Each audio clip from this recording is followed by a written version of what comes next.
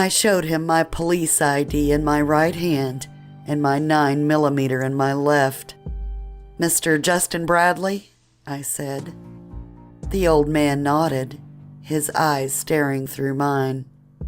"Laurie Weaver, Helena Gutierrez, Dana Freeman, Justice Kwan, Carla Gonzalez.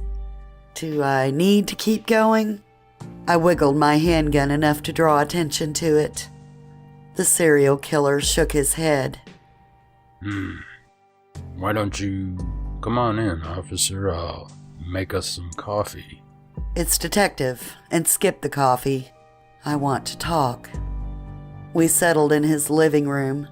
I inspected the furnishings. I was half expecting, I don't know, lampshades of human skin, skulls mounted on the wall. Bradley shook his head. "Derivative," he said. "And gauche as well." "Of course. Tell me of the killings," I said. "I want to know everything." He glanced down at my handgun, rubbed the white scruff on his chin, and talked.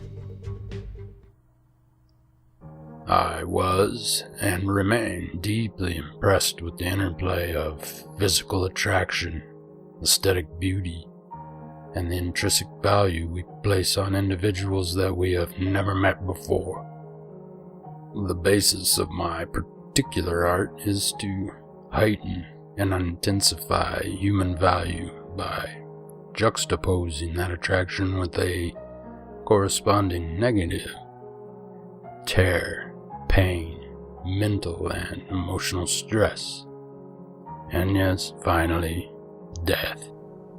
I nodded. It was a challenge to develop fresh ideas for each young lady, to match them with their deepest, most irrational fear, to suss out which torture would horrify them the most. There was nothing impulsive about any of it.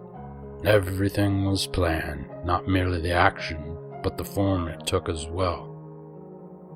Each of them became shining lights once each project was done.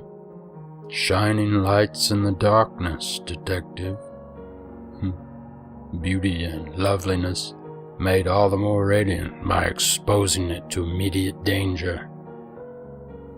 Its value intensified by its very impermanence.